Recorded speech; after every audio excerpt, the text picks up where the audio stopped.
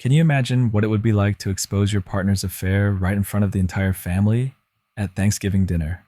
Not in some hidden corner, not in a private argument, but in the very moment when everyone is gathered around the table, laughing, sharing stories, and raising their glasses. Picture it. Every familiar face, every relative who believed in her perfection, suddenly forced to see the raw truth. Just one sentence, one photo, and the entire room sinks into breathless silence. I was born and raised in a traditional American family. For us, Thanksgiving wasn't just a meal, it was a sacred ritual, a moment that reminded us of connection and love. When Sarah came into my life, she seemed like she was made for that tradition. She was graceful, kind, effortlessly winning over my parents and making my sister treat her like a real sibling. Everyone said I was lucky.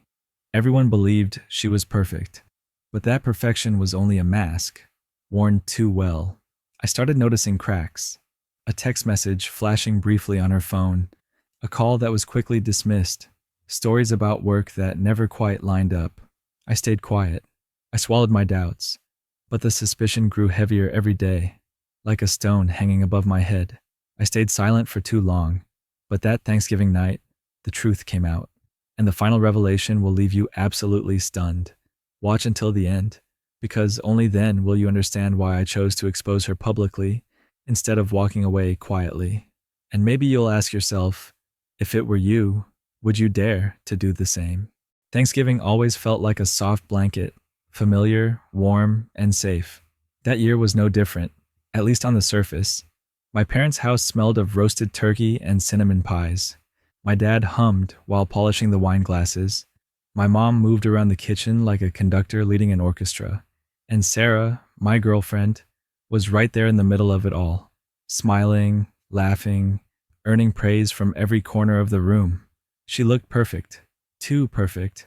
It started with little things, details so small I almost convinced myself I imagined them. A message that flashed across her phone. "Can't wait to see you again."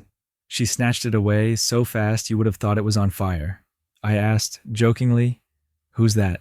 She smiled, tilted her head, and said, "Work stuff. You wouldn't know him." And just like that, she changed the subject. Then came the receipts. I found one in her purse when she asked me to grab her wallet. A hotel bill, 2 dinners, champagne, a room charged for the night. My stomach dropped. I wanted to believe it was a mistake, that maybe it was for a client meeting, something harmless, but the room number written in pen at the bottom said otherwise. Still, I told myself, don't jump to conclusions. Maybe there's a reasonable explanation. Maybe I'm just paranoid. But that stone of doubt hung heavier every day. One night, her phone lit up at 2 a.m. She was in the shower, and for once, I let curiosity win. The message preview read, "Last night was amazing. Can't stop thinking about you." My hands went cold. I didn't open it, but I didn't need to. The words burned into my mind. I remember lying awake next to her, staring at the ceiling, listening to her breathe as if nothing had happened. A storm was building inside me, confusion, anger, heartbreak, but also a strange calm. I knew I couldn't live in limbo any longer. Here's where it got tricky. My family adored her. To them, Sarah was the golden girl, the one they hoped I would marry. How could I tell them the truth when I wasn't even sure how deep the betrayal ran? That's when I made a choice. If Sarah was hiding something, I would find out. No more guessing, no more second-guessing myself. I started noticing her patterns. When she said she had late meetings, when her girls' nights didn't quite line up, the sudden new perfume that wasn't hers before. And as I pulled on that loose thread, I realized something chilling. Every step closer to the truth was going to hurt. Not just me, but everyone at that dinner table who believed in her. So I decided I wouldn't just confront her privately. I would wait, I would watch. And when the time was right, I'd expose her in the one place she felt safest, in front of the family that loved her most. Stay with me, because what I discovered next made those hotel receipts look like child's play. The first crack in the facade came disguised as something ordinary. Sarah had asked me to grab her wallet one evening before we went out. Inside, tucked between folded receipts, was one that didn't belong. It was from a downtown hotel, a dinner for 2, champagne, and a room for the night. At first, I laughed it off. Maybe it was for work. Maybe she was reimbursing a client. But the detail that refused to let me breathe was the handwritten note at the bottom. Room 514. Why would anyone write that unless they planned to remember it? That night, I sat at dinner across from her, watching her laugh, watching her sip her wine, and I wondered who was with her in room 514. Weeks later, the second piece fell into place. Sarah's phone buzzed while she was showering. I saw the notification flash. Tomorrow. Same place, same time. No name, just a number. I told myself to ignore it. I told myself checking her phone would make me no better than a paranoid fool. But when she came out of the bathroom humming, her face glowing in a way that wasn't meant for me, I knew this wasn't innocent. She later mentioned she had a girls' night out, scheduled for tomorrow. Same day, same time. Coincidence? Maybe. But that whisper in my head was getting louder. She's not who you think she is. It was the middle of the night when the third crack appeared. Her phone lit up on the nightstand at 2:07 a.m. Normally, Sarah would keep it on silent, but that night, it buzzed. The caller ID showed no name, only numbers. I reached for it, but before I could, she snatched it up. Wide awake, almost too awake.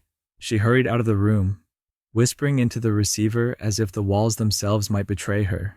When she returned, I pretended to be asleep, but I felt her slip back under the covers, her heart pounding faster than mine. Whatever she was hiding, it wasn't just casual. This was passion. This was danger. And that's when I knew I wasn't just fighting for the truth. I was fighting against a carefully built lie. The final piece came from someone who had nothing to gain. My best friend, Eric. One Saturday afternoon, he called me out of the blue, his voice heavy. Man, I wasn't sure if I should tell you this, but I saw Sarah downtown. She wasn't alone. I froze. He described her outfit, the exact one she told me she wore to brunch with her coworkers. But, according to Eric, she wasn't with coworkers. She was with a man, walking arm in arm, laughing in the kind of way she used to laugh with me. That image crushed me more than the receipts, the texts, or the phone calls, because this wasn't anonymous anymore. This was real, flesh and blood, each piece of evidence piled on top of the last, like bricks sealing me inside a prison of truth. And yet, I still hadn't confronted her. Why? Because Sarah was clever. She had explanations ready for everything. It was work. It was a client. You're overthinking. And my family, oh, my family adored her. They would defend her before they defended me. So I waited. I bided my time. I became patient, like a hunter. If she thought she could play me for a fool, she was about to learn the cost of betrayal. I decided that the exposure wouldn't happen in secret, not in whispered arguments, not in private tears. No, I would reveal the truth in the one place she felt safest, at the family dinner table, with every person she'd charmed, every pair of eyes that believed in her goodness. That night, the mask would fall.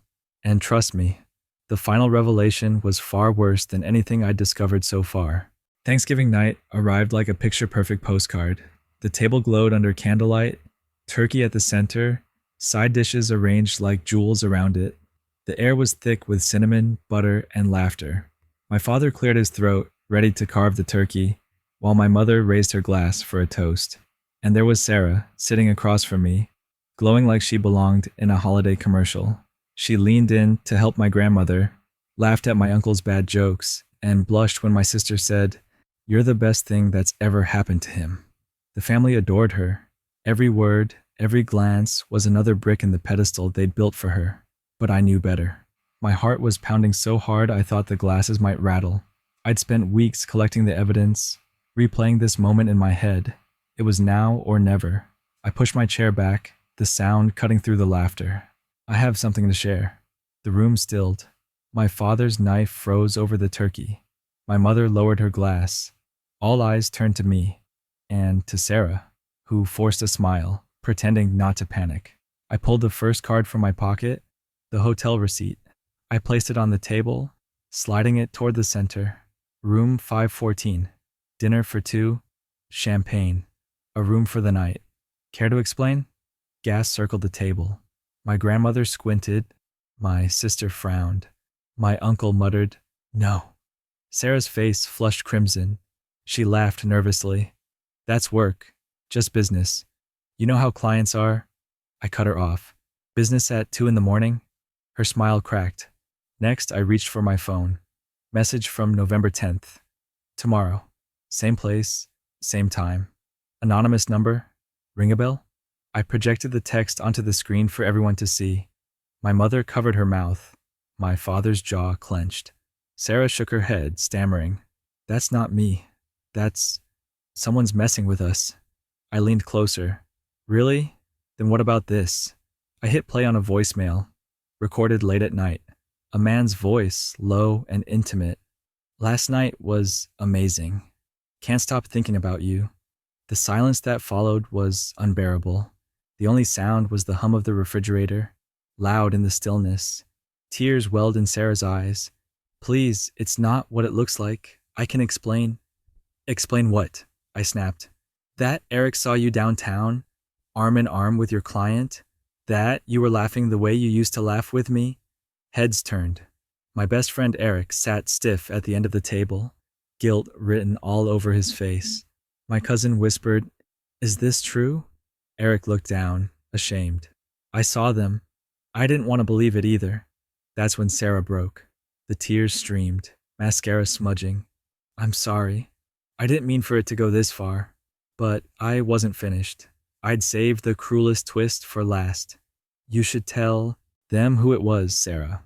Or should I? She froze, her eyes wide, shaking her head desperately. I turned to my family. It wasn't just some stranger. It wasn't a coworker. It wasn't random. The man she's been sneaking around with is sitting at this table. Gasps erupted. My aunt's fork clattered against her plate. My father slammed his hand against the table. And then, slowly, I turned my gaze toward him, my cousin Mark. He sat 2 seats away, face pale, lips pressed tight. He didn't deny it. He couldn't. The silence was his confession. The room exploded. Voices shouting, chairs scraping. My mother wept. My father cursed.